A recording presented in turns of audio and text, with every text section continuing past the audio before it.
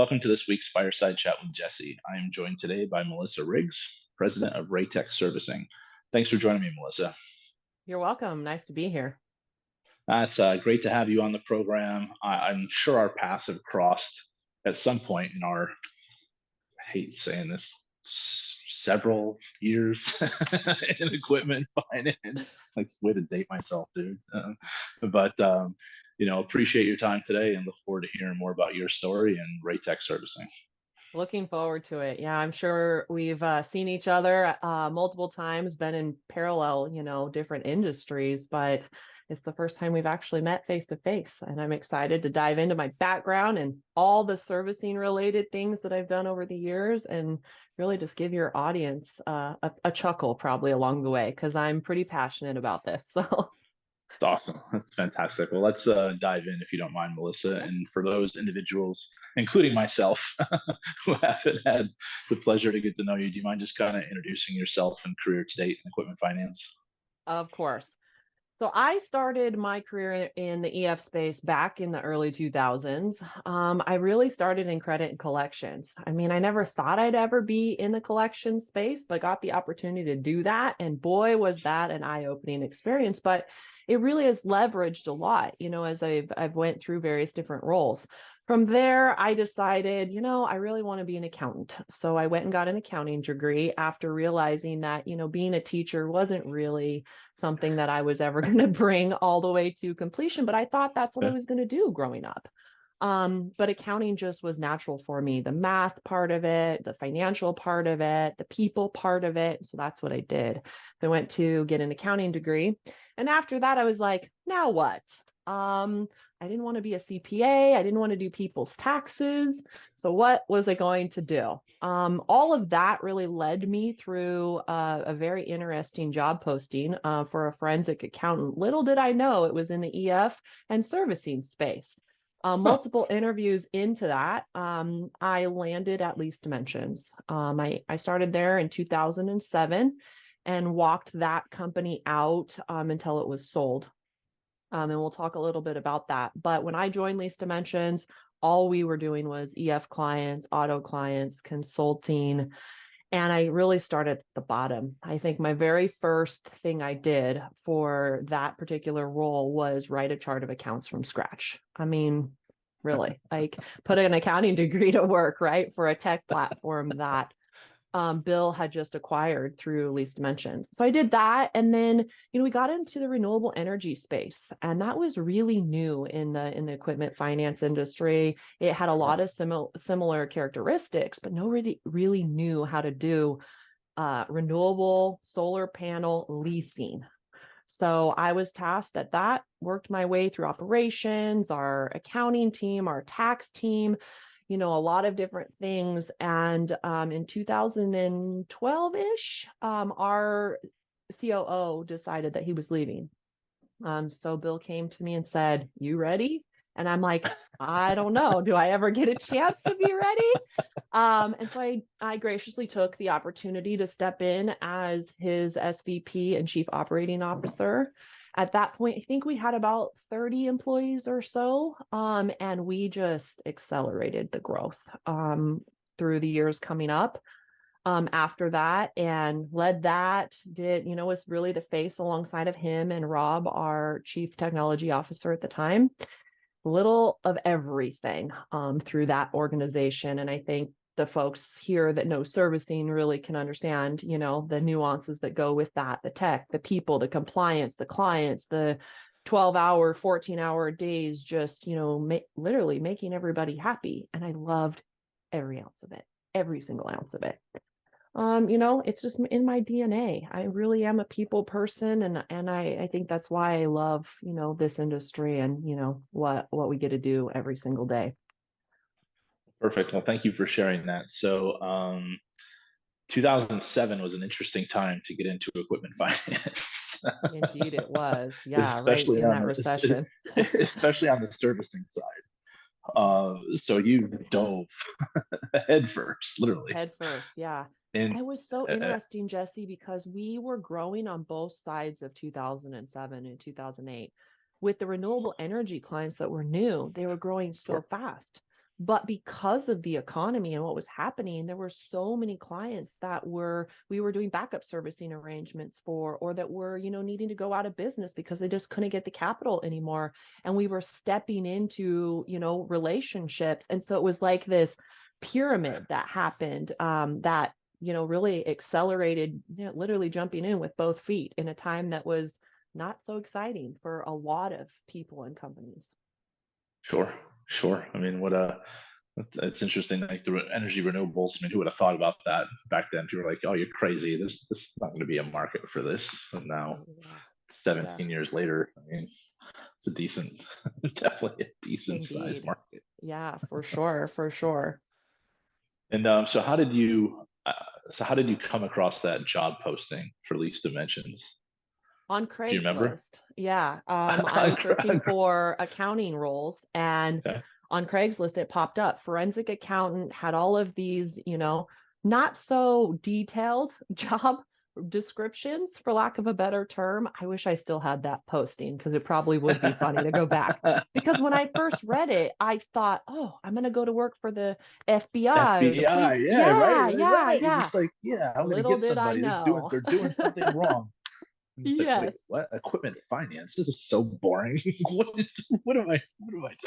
It was so crazy, through the chart of accounts. And then, I was reconciling the AOI interface with one of our clients, and to see AOI and all the things that still happen today out there. I'm like, It's the same. goodness. It's the same interface, and that's the problem. Like that chart of accounts that you wrote for that lease accounting platform is probably still the same. Like I think Oh, it is. traditionally, you mentioned technology. I know we'll get into that in a little bit, but it's almost like this industry.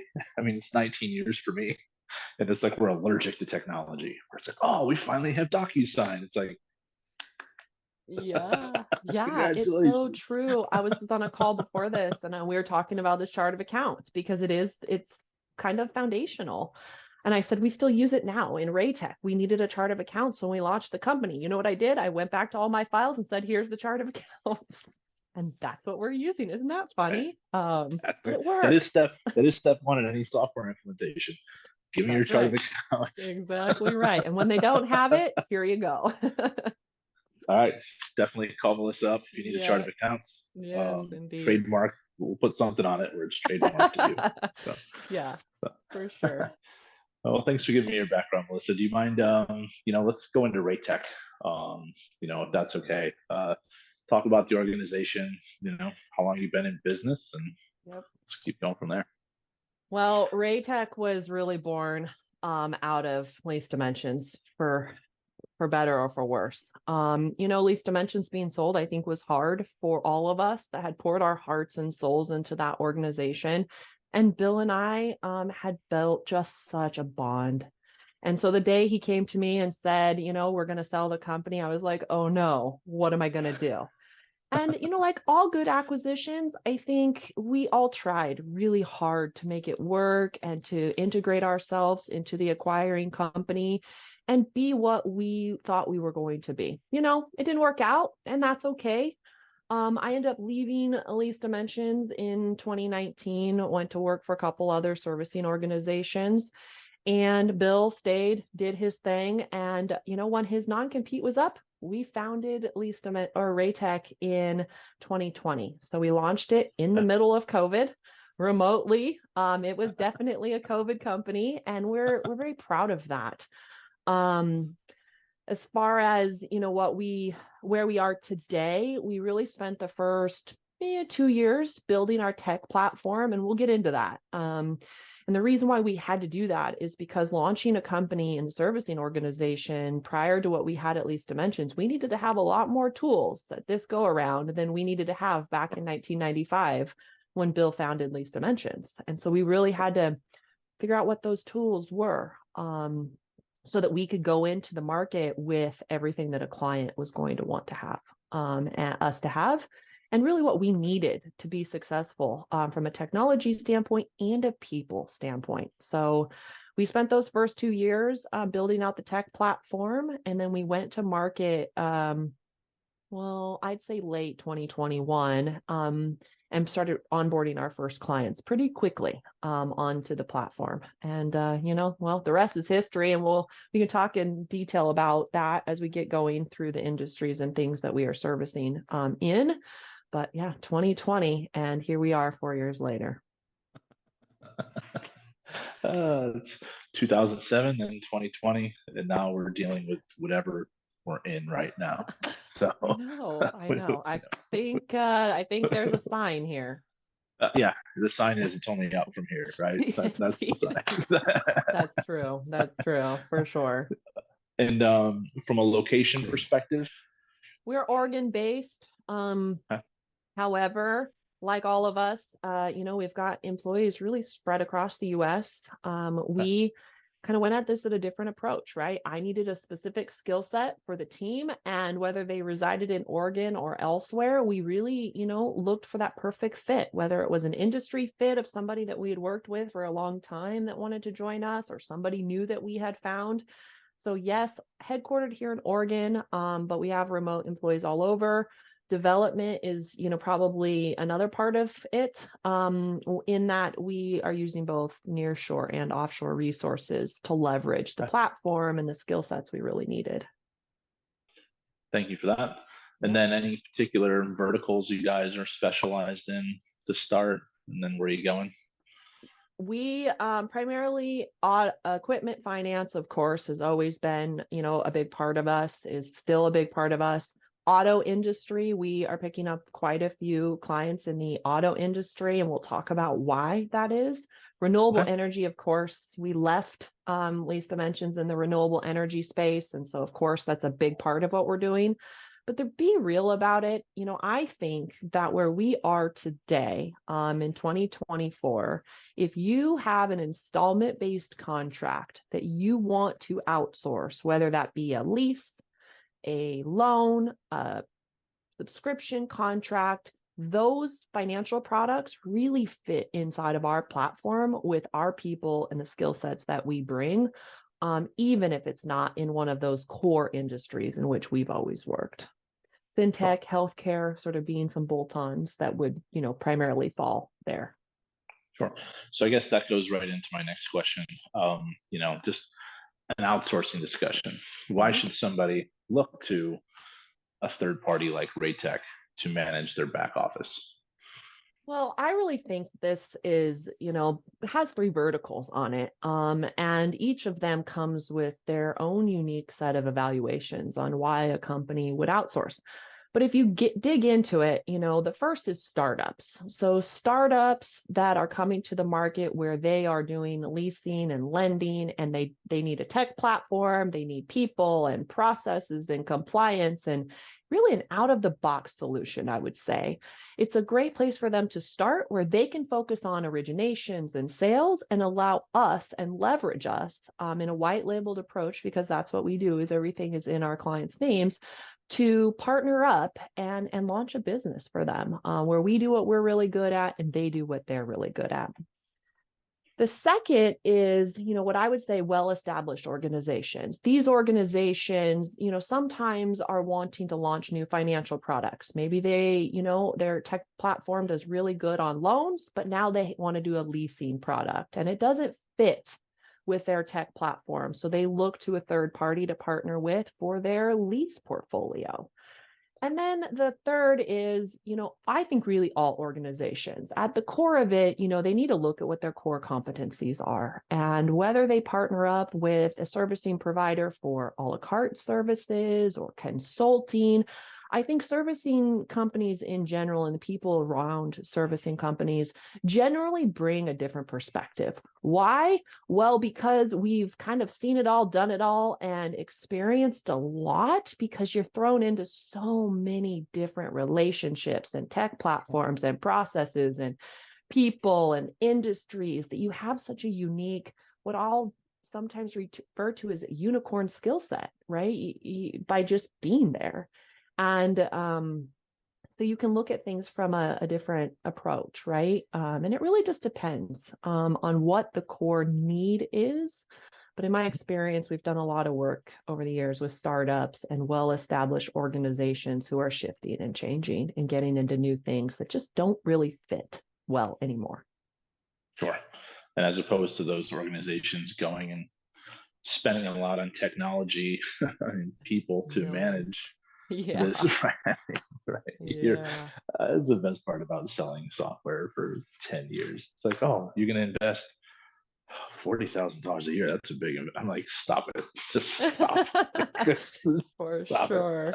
For sure. Yeah. But yeah, I mean, why not? I mean, I think it's a lower cost of a lower risk point of entry, and that kind of goes into another discussion where it's like, at what point, like, is it 500 contracts? Is it 1,000 contracts? At what, I guess, price point, right? Because everything comes with cost, time, money. Do people outgrow servicing? I mean, I would probably have to go back to at least Dimension days. But if you sit there and you start with someone and they start off with like 50 contracts and went to 500, now they're 5,000. Like, is there a magical number where maybe it doesn't make sense? Maybe. I really think it depends on the heritage of the company and the culture and what their long-term, goals are.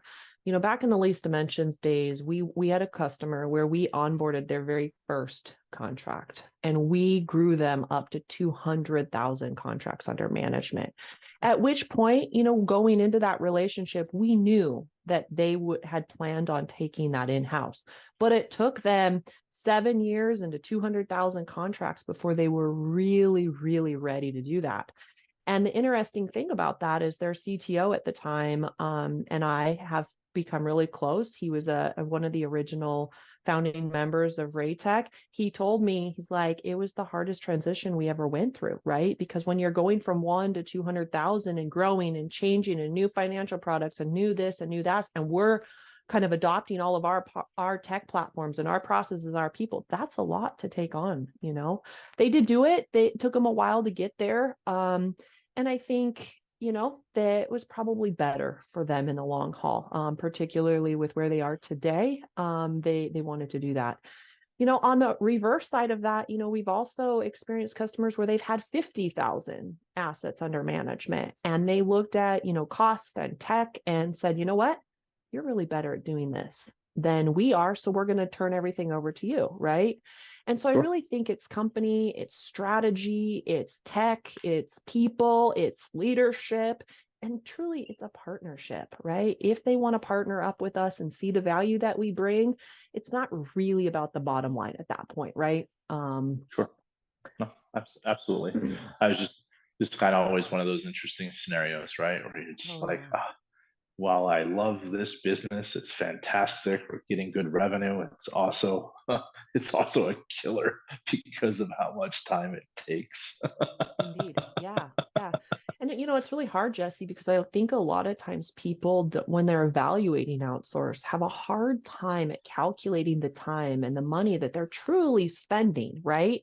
Sure. And so then they look at a proposal that we are providing. It's like, well, that's just too much money, right? But that's because, things are spread so differently in, their different verticals and their industries and their cost centers, right? But there are companies out there, we've all experienced them, we've all been around them that really do get it. And those are the customers that you really love to work with, right? Because you can build long-term relationships and strategies and, they stay for a long, long time. It's not just what's the original term of the contract, and when that's up, we're out, right? It's like this is a very long relationship. Sure. Sure. And it might Absolutely. evolve over time, right? Just because they come to you and want you to service everything, maybe through the initial term of the contract, they say, okay, now you guys do what you're good at, but we want to take the customer handling back. Plenty of Sure. customers do that, right? And it's all about building what works for them. Well, and that's tough from an outsourcing perspective too, because a lot of these relationships these custom companies have had for so long, and it's like, wait a second, who's touching my client? Yeah. What do you mean? So I'm sure a unique. You probably get that on everything, right? Because that Yep. customer contact is so important. Um, 100%. yeah. Yeah. and we built some pretty cool tech this go around that leverages that, because it is probably the most critical part of outsourcing is that customer handling piece, right? And allowing our clients to keep that relationship with them makes it easier in some ways for them to decide to outsource. It's like, okay, as long as we can keep this, we're cool with you guys doing, sort of the billing and payment processing, accounting, and all the other things, right? And so that was part of that 2-year journey and getting that, built out so that we could allow that divide and conquer approach. Sure. Well, let's dive into technology then, if you don't mind, Melissa, Sure. because I know we've been touching on it. Um, it's the adage is, yeah, that'd be nice to have, but let's just stumble through some of these things until we have enough revenue coming in to be able to afford the proper tech. And it sounds to me like you guys were like, no, we need to have this technology base before we're going fully to market, which is very admirable because you don't have that layer of tech debt that Yeah. I would say so many, I don't even know, I'll put a percentage on it, but so many organizations have that layer. And it seems to me like you guys were like, nope, we're making this investment. This is what we're doing. So let's get into that if that's okay. And, For sure. the For sure. philosophy and how it's working out. Well, I'm an 80/20 gal. And so when we brought RayTech to the market, it was like 80% core foundational part of the product had to be there. There was no way that we were going to be able to do things in a manual manner if the system didn't do these things. So that's really what we focused on, right? And then the 20%, we were like, we could throw bodies at it. We can do manual processes. We can build out other integrations. We're still working on some of that, to be fully transparent, right? I think in any good company, you're always working on tech, right? Yeah. Yeah. And it evolves and it changes. And so things that we did 2 years ago, I'm like, now we want it to do this, right? So we've been evaluating that as well. But it was more the 80% foundation was super critical, right? To get those first customers on and managing them. And then we've been evolving and changing as new clients come, as we've made further investments. We're going to continue to make investments on tech because, people, I love people. It's the reason I'm here. But I have a firm belief that if people can do it, tech can do it. Now, will it do it at 100%? Maybe. Will it do it at 90%, 80%? More likely, right? But let's get our fingers off that keyboard and let the system do the data entry and, the common day-to-day things and leverage the people who are better at the auditing and the compliance and the oversight and the management, because that's what they're really here for. Anybody can be taught to do the data entry, and we don't love it, right? No. And so that's sort of the approach that we've taken as it comes to, tech. And boy, has it changed over this 20-year journey, what we had at Least Dimensions when I joined versus what we did with RayTech, it was just day and night differences, right? And what is it going to be 5 years from now, 10 years from now? But I think we all have to be familiar enough with the AI capabilities and the advantages and some probably more disadvantages there, and look at, how do you grow and scale a business not throwing bodies at it, right? Especially in this industry that is so cost sensitive. Sure.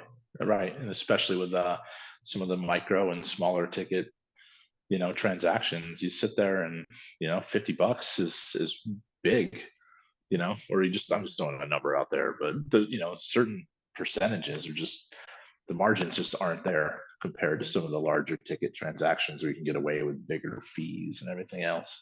Yeah, So, indeed. yeah. Indeed. And you got to really find that perfect pivot point, right? And I will forever stand and say it's always good to start out doing things manually so you can build exactly what you want, right?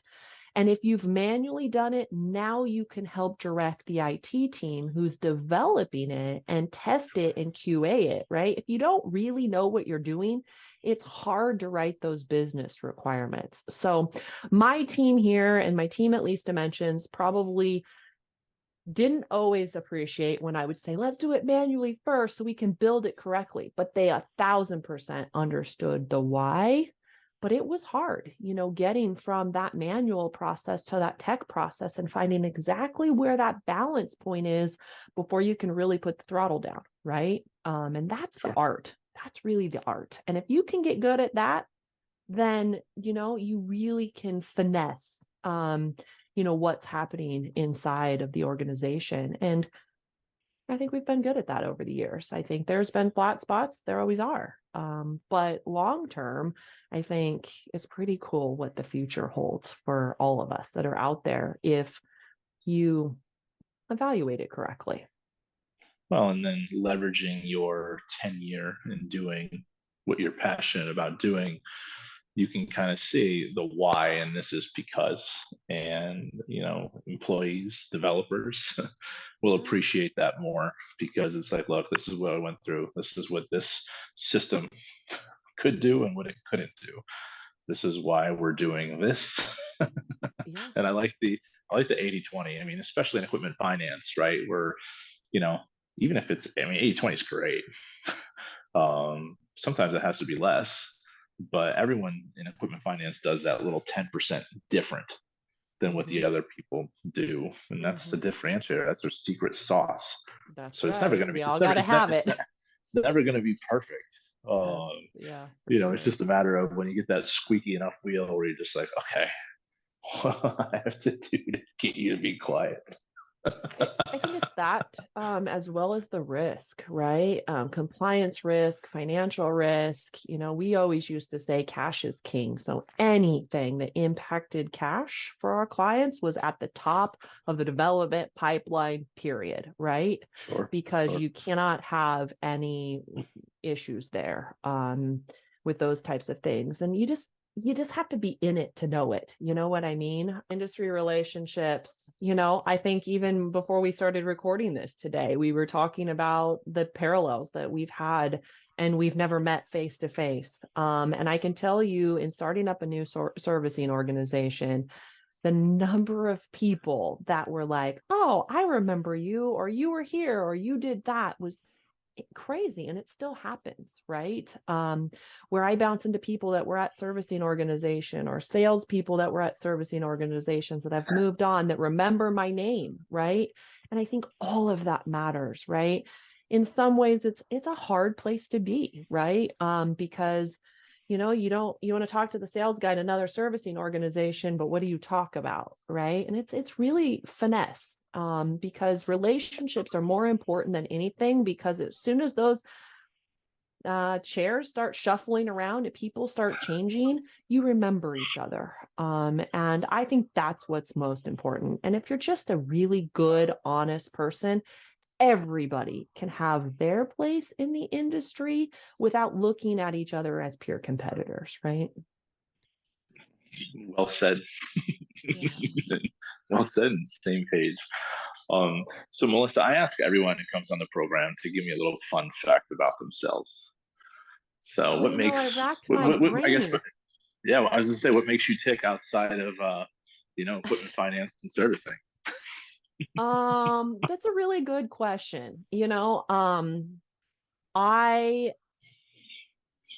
am an avid water person. So I was a gold medal backstroke swimmer in the state of Oregon, water polo, and I never gave it up, Jesse. I love water. I love being behind the boat. I love the sun, and being in Oregon, it only happens 3 months out of the year. And you better believe I take full advantage of that outdoor life when I can. Well, I know a guy who lives in Arizona, so if you ever need to visit, by all means, I think it's the opposite, complete opposite of that. Yes. Yes. Just So hot. I'm a water baby, and that's Water baby. I will forever stand by that. Fantastic. I actually had a gentleman on here 3 weeks ago, and he played collegiate water polo. And I'm like, Oh my gosh. because we were talking, like I was watching at the Olympics and I was so confused. Like I texted him at like midnight. I'm like, I don't understand. Is that a penalty box? I'm like, it looks like they're yanking each other underneath the water. Like, what's a penalty? Like, what is going on here? Because I'm from upstate New York. We played it in the gym, but that was it. There was no, you know, competition level. Yeah, well, I mean, it comes with it's a hard sport, the pulling and prodding and kicking and fighting and broken noses and all of the things, but the team just camaraderie that goes with it. And many of us that played high school water polo and did that were part of the year-round swim team. And so just the synergies with that group of gals was Sure. something And the I can training, never. the training's probably similar, right? Very So similar. Yeah, yeah, indeed. yeah, And I would never take back that experience. it's awesome. It's a huge part of, growing up and, just being in these, it still comes to play here, with being in a team and figuring out what makes people tick, and how to motivate them, right? All goes back to those that backstroke swimming gold medal, that when I looked up at the board and I was like, oh my gosh, like how did I even do that? I'll never forget that for the rest of my life. That's awesome. Congratulations. Yeah, thank you. My closing question I have for you is, why should someone want to do business with Melissa Riggs and RayTech Servicing? Well, I think as we've talked, we've got a very experienced team going back to Least Dimensions days. We are a white glove client support organization, right? Clients come first. We listen. We work together to come up with solutions and strategies that are mutually beneficial for them, particularly, when they're in the startup space, right? Because they're growing and changing so much. And, it's just part of our DNA, what we do. The third thing I would say is the technology. We are innovative. We are always looking out at how to do things better, faster, more efficiently for our clients, because that's what they are here for, right? And not only for my own organization, but for them too, right? How do I bring these things in portals and things that they can leverage themselves internally? And then last but not least, I think I've said it a few times, but scale, the ability to scale, right? Working with customers that are starting out, that have great ambitions to grow, and do really cool things, growing our own organization, but growing alongside of clients that are here to really just be a game changer. I love it. It's a normal acronym in the sports world, and keeping track of those types of things. So experienced team, white glove client support, innovative technology, and the ability to scale. And I think that forms a wonderful partnership. Absolutely. Well said. And I really appreciate your time today, Melissa. Can't believe this was our first time probably meeting face to face, and almost 20 years for me being here. But appreciate your time and excited to see the growth path of RayTech, and hopefully our paths cross at a conference sometime in the near future. Yes, indeed. Thank you so much for having me. It's great to meet you. And yeah, I look forward to seeing you out on the road somewhere. We'll probably cross paths, and enjoy the rest of your week. Travel safe as you hit the road for the fall conference season. Joyful joy. I'm already. Yeah. Yeah. All right. Thank you, Melissa. Have a good day. Thanks. Take care. Thank you.